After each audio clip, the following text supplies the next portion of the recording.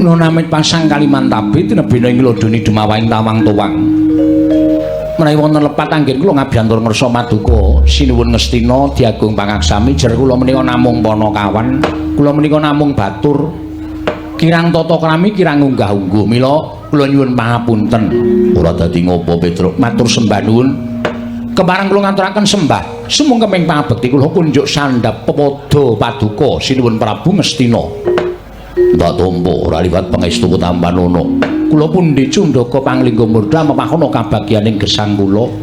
Amawahana katentremaning gesang kula sinuwun. Prayoga nunggu ngadhep Petruk. Sampun boten kirang prayogi.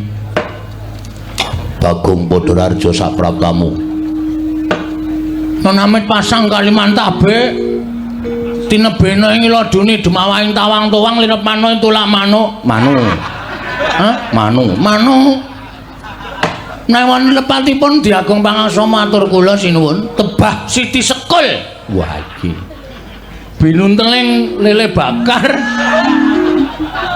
mesti binunteling ron kelapa apuran tambah bila wonten lepan kula anggen kula ngabiyantur ngersa paduka Gusti kula ing Ngastina.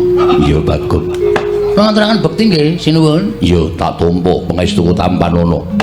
Kula cancang pucahing remi weni Dumawaing wijang rumeketing Werdaya. Saestu andadosaken cahya nur cahya daging raka kayuwanan. Petruk Padhararja sapraptamu. Rekanapati wilujeng bekti kula kunjuk. Iya Petruk tak tampa. Pangestu Tampanono Petruk. Niki sangat anggen kalung dadosaken jimat. Bagong Padhararja sapraptamu. Wilujeng pati sengkune bekti kula kunjuk. Iya Bagong pangestuku Tampanono. Nggih, sangat anggen kawin dadosaken jimat. Gareng ora melu. Gareng plu. Mbaya dipresake modar mbok men. Nggo uripe melet-melet kok mresake sedulur. Bagong pancen. Petruk Kantong Bolong Padhararja sapraptamu Panakawan. Pangestunipun merembantuna wilujeng bekti kula kunjuk. Iya Petruk tak tampa. Pangestuku Tampanono ya Petruk. Kula pun dinggo jimat paripin dajeng ning kasantosan. Panakawan Bagong Padhararja sakradharana kowe ambune penguke ra jamak-jamak. Oh, ya ini kok ucul klambi. Ayo saka ngendi kowe ayo. Ayo. Keri.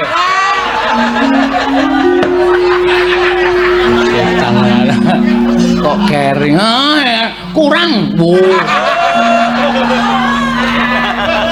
batik anyar karena kalau ini sandangannya ora duwe wong gedibal wong kere mung wong batur nek nganti kula nganggo sandangan apik mengko malah dicurigai Bagong kok sandangane apik le nyolong nendi ana wong elek kaya kula niku sarwenge wake nganggo sandangan apik dikira le nyolong dira le njupuk ora nganggo sandangan dunek-unekke ora sopan kula nggih pun ngonten iki lah kok dadi kowe nganggo training toto mbok menawa perang gayamu wah ayo piye siap mbok menawa ya des ya basane kampungku nek gelut ya des oh anyar meneh Petruk Padhararja lho Dara Werkudara? Iya. Wo cocok, Gong. Wah, do nang kene. Mula ya digoleki. Ah iya. Wilujeng bekti kula, Den. Yo. Bagong Padhararja. Nggih, kok teng mriki ndengaren? Iya, Bagong. Sawetara wektu nang Ngastina. Wah, wis gek matur terus mumpung oknume ana. Oknum ki apa? Ora tau maca koran. Oknume sing digoleki maksude sing terdakwa. Oh, gek matur. Apa sing digendikake bapak mau? Petruk, wonten dawuh. Eneng apa kowe sowan? Sepisan ngaturaken bekti kunjuk angka kalih. Sowan mengesanipun Sunan Prabu Duryudana menika mboten saking pikajengan kula piyambak, namung kula menika dapur dipun utus. Mboten kanthi kanyono-nyono, mboten kanthi kejarak kedadak. Bapak niku kerawuhan Sinuwun Prabu Ndarawati. Bapakmu kerawuhan Koko Prabu Sri Bathara Kresna. Nggih.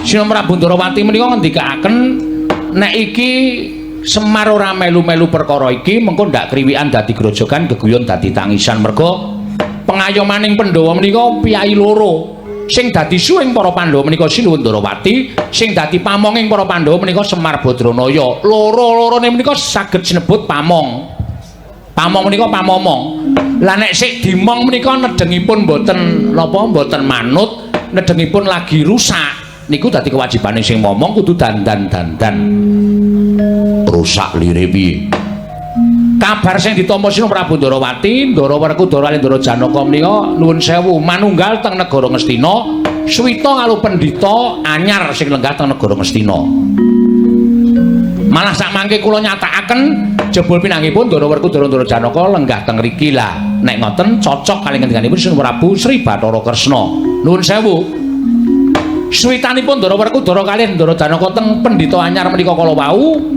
miturut Sinuwun Prabu Ndarawati menika mboten dados penggalianipun Sinuwun Prabu Ndarawati utawi mboten dados penggalihipun Sinuwun Kresna tegesipun Sinuwun Kresna menika mboten cocok mila lajeng ngendika kalih Bapak Semar Kakang Semar kowe utusan Petruk Bagong utawa Gareng kon ning Ngastina kon nyatakake syukur bage dawuh karo anak-anakmu supaya mboyong kundur bendarane loro merga yen nganti iki kumpul kebanjur tegese sing miradati kodrating jagat menika mboten namung para Kurawa mboten namung pendhita enggal inggil wonten negaring Astina ning Pandhawa ya ngrajangi mergi Pandhawa mboten budidaya kondur dateng negari Ngamarta utaminipun Ndara Werkudara kaliyan Ndara Janaka lah sowan pungkasanipun Sinuwun Prabu Bathara anu Sinuwun Prabu sapa Gong Duryudana mula rasa cepet-cepet to Sinuwun Prabu Duryudana menika sepisan kula menika ngaturaken sembah pangabekti angka kalih kula kepareng badhe mboyong kondur Ndara Werkudara kali Ndara Janaka upamane Werkudara lan Janaka adiku diboyong bali marang Praja Ngamarta ora gelem lha niku teges pancen pun do duwe niat kepengin nyawiji kalih para Kurawa nek ngoten Semar kalih Sinuwun Prabu Bathara Kresna gemelar wonten jagat menika sampun boten wonten ginanipun mboten ginanipun mergi menapa Sinuwun Ndarawati menika dados pujangganipun para Pandhawa Semar menika dados pamomong lah nek sing dimong karo sing nuwun sewu para Pandhawa menika samangke sampun gugu karepe dhewe ateges Semar wis ora ana gunane Sinuwun Kresna wis ora ana gunane nek ngoten klebu kula Bagong kalih Gareng ya wis ora ana gunane nderekke ndara-ndara Pandhawa mung sakniki kari dalan loro Ndara Werkudara Ndara Janaka niku abot lenggah teng mriki napa abot tresna kalih Sinuwun Kresna napa anu Bapak Semar nek abot kalih Bapak Semar Sinuwun Kresna mesti purun kondur ning nek tetep lenggah teng mriki ayo wis mboten napa-napa kula ora arep meksa ning Pandhawa kelangan Semar kelangan Sri Bathara Kresna kelangan Sri Petruk kelangan Bambang Bagong ngaten pun niku mawon atur kula kersa mboten kersa sak mangke kepareng panjenengan kula aturi paring dawuh lan anu Ndara Werkudara Ndara Janaka sak mangke kula aturi nanting Ndara Werkudara bilih sowan kula menika badhe mboyong kundur Ndara Werkudara kali Ndara Janaka cekap semanten atur kula nek wonten lepat diagung pangaksami Petruk wonten dawuh sumeneya sawetara aku tak dangu lawan kadangku Dimas Werkudara wah Duryudana kakangku piye pun kakang ora usah dadak ngambali apa kang dadi ature Petruk mesti wae si Adi wis midhangetake Yayi mangsa borong tak paringi purbawasesa babagan perkara iki Werkudara permara remang swami ngambrang kadi karunaning kaswa si Werkudara sing tak Werkudara sik daneng marga memalatkung ing wah Petruk dalem gandeng aku wis diwenehi palilah karo Duryudana kakangku mula sing arep wangsulan dudu Duryudana ning aku mangke niku malah prayogi kersanipun Ndara Werkudara pripun kowe tekan kene diutus karo sapa? Kalih Sinuwun Ndarawati kalih Bapak Semar. Wigatine boyong Ndara Werkudara. Mula saiki aku tak takon karo kowe. Nggonku Suwita karo Begawan Dewa Buddha dasari apa diklerokke dening Semar apa dening Kresna kakangku? Mboten nglerokke. Mboten nglerokke niku mboten. Sing jeneng tiyang gesang wonten ing alam padang menika pancen diwenangake nggayuh undhake kawruh ngudi wuwuhing ngelmi. Niku nganti tekan umur pinten mawon nek isih tumangkar budine akal pikirane isih kena dienggo jak nyambut gawe. Wong niku durangake budidaya golek ngelmu mergo ngelmu niku mugenane tumraping wong urip. Ning kula nuwun sewu, nek panjenengan lenggah teng mriki niku janjane dadi ora apik pocapane dadi mboten sae. Mula Bapak Semar kali Sinung Prabu Bathara menika ngersakaken nek arep Suwita ya Suwita. Ning kula nuwun sewu, lek Suwita menika pendak dina apa? Lek arep medhar kawruh menika pendak dina apa? Panjenengan rawuh teng negara Ngastina. Nek wis rampung lek medhar kawruh, kondur teng Jodipati, aja ninggal jiwaning kasatriyan, kewajibaning kasatriyan. Panjenengan menika dadi satriya lho. Panjenengan menika dadi satriyaning praja. Satriyaning praja niku duwe kewajiban tentreming negara, tentreming kawula, mboten mung tentreming kawula, tentreming negara, ning tentreming jagat menika wonten pundhaking para satriya. Ha nek satriyaning kerem ngangsu kawruh terus ninggal karo kewajibaning kasatriyan, donya niki rusak. Donya niki rusak. Kula nuwun pamunten lho. Wong srawung menika gumantung srawunge. Ngoten. Kuwatiring Bapak Semar niku nek nganti Ndara Werkudara niku wis dadi satriya sing apik, satriya sing becik, monggo srawuh wong elek. Kula nuwun pamunten, sing dikula sebut wong elek niku Kurawa. Niku bakal dadi elek. Wong elek srawung wong apik, monggo akeh wong apik tinimbangane wong elek. Sing wong elek mau dadi apik niku wis hukum alam. Pun nek mboten percaya. Bagong niki mbiyen apik ning campurane maling. Sakniki wis gelem nyolong, to kok. Sukses. Bangga dheke. Ngoten. Niku tenan kula ora goro. Mula sampun ngantos panjenengan kelepetan dedosan-dedosaning para Sata Kurawa. Panjenengan Suwita kena. Ning kula nuwun pamunten lho. Nuwun pamunten. Pendak mangsa kala diparingi kawruh kemawon panjenengan rawuh mriki. Nek wis ya bali. Bali terus nindakake kewajibaning kasatriyan menika langkung prayogi. Petro. Nun. Aku sapa? Lho piye iki, Gong? Aduh. Wis lali lho dheke dhewe. Jenengan Ndara Werkudara. Kowe ming batur, kowe ming gedibal. Semono uga nadyan jenenge pamung derajate Semar ku ya uga gedibal, derajate Semar ku ya batur. Ora usah ngereh karo uripe Bendoro. Ora usah dadak ngereh karo uripe Werkudara. Dina iki aku ora bakal bali marang negara Ngamarta yen durung rampung kesaguhan sarta kewajiban ingkang ditindakake dening Bapa Penembahan Dewa Buddha. Aunono Windonono. Nek ngoten sampeyan mentala kelangan bapak, kelangan Sinung Prabu Bathara Kresna. Wah, tinimbangane duwe pamung, duwe pepayung, duwe pujangga sing ora mikir katentreman. Luwung boyo aku nang Ngastina, Suwita karo Dewa Buddha sing mikir katentreman, ora kaya Kresna karo Semar ora tau mikir katentreman. Mundur. Ya.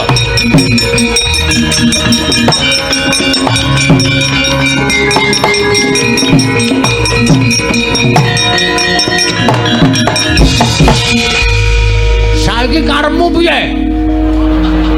Sermu piye? Gong gong gong. Iki Ndara Werkudara. Kuwi dudu mungsuh Ndara Werkudara. Kowe menang cangkemmu menara. Wong ajak rembugan wis ora kena. Maksude piye? Tulodake gedhe dhuwur terus cah cilik-cilik diunak-unakke men wedi ngono wae piye? Nek kowe wedi-wedi yo. Nek aku blas ora wani. Anu ora wedi. Wis karepmu nek ana apa-apa tok tanggung, tak tanggung. Oh, lore. Langkung Anggres nesu ngumpuli Baladewa andane. Mangsane saiki piye karepmu? Sampeyan dielekke kok ora kena. Sampeyan dikandhani ora kena. Malah ngunekke Semar ora mikir katentreman. Dasarmu apa? Semar tok anggap ora mikir katentreman. Hah? Duh. Nanti etor truk. Golek rokok. Aku titip ya. Orang keidit kok titip. Apalan kowe.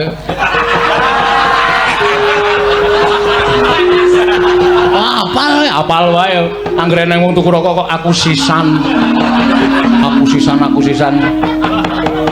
Apa ya? Hah?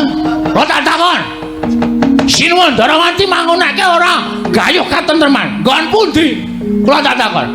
Wah, lah jebulane sampean wis keblitok karo ngelmune Dewa Buddha. Mbok menawa sampean wis dicuci otahe. Nganti ora eling karo Semar, ora eling karo Prabu Kresna. Kaya ngono kuwi, Werkudara kowe. Bareng gedhe saiki wani kowe. Mbiyen ngerti dek cilik tenjange. Aku dek cilik wujud bungkus. Ngerti apa iki ra tak kareti. Ben jeplak bungkuse mbok men. Mangkel aku ora. Wah. Dipresani piyayi pirang-pirang kuwi malah wani karo Werkudara. Sing kula wanani dudu sampean, ning sifat sampean, watak sampean. Sing saniki lali karo Semar, saniki lali karo Sinuwun Prabu Sri Bathara Kresna.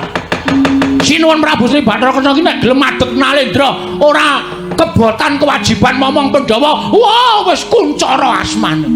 Ning mergo ana tepi kewajiban minangka dadi pujangkaning para Pandhawa, nganti kewajiban kulawarga sak ditinggalke netepi kewajiban ngomong karo Pandhawa, ngomong karo Pandhawa, ngesuhi para Pandhawa. Saiki Pandhawane do malih tinggal. Bagong. Ora sampeyan melu jan. Sami jan. So.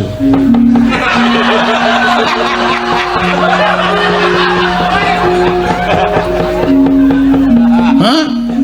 Karemu piye? Bagong nek ngene iki padhangane wani, petengane apa meneh? Aku padhang wani, peteng wani. Ah petenge bener kok aku. Kok meneh padhang? Mana isine? Oh, Bagong tekan ndi omongane malah ora. Arep kepiye? Wah, Ponokawan wani karo Werkudara. Ora metu njaba tak idak mutar nek kene. Oke, ayo metu njaba legane ati ayo.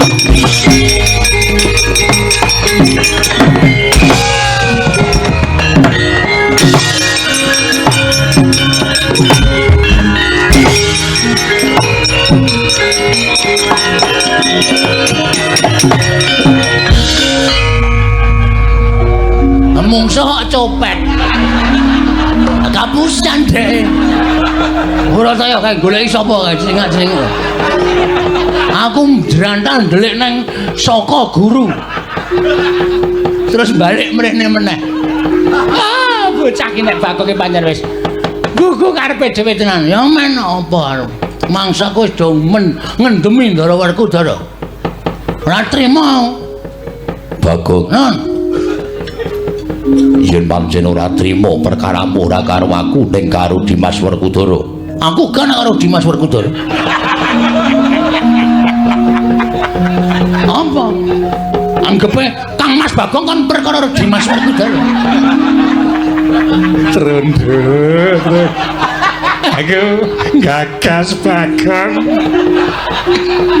Malah lara. Bocah kok kandan-kandan.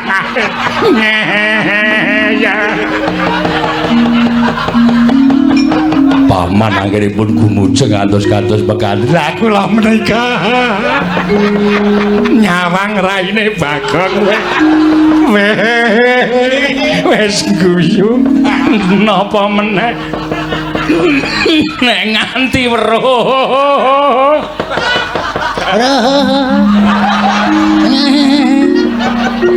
Pate kok guyune kaya bakulake. Mau semaklon sok rene kowe, ha.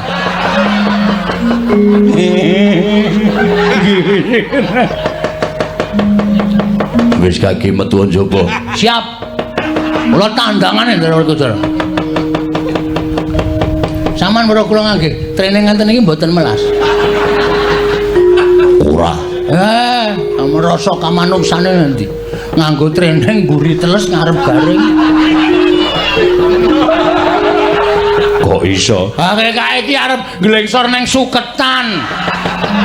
Malah pas jeblok. Maknyes ngono. Terus teng clekite Bagong.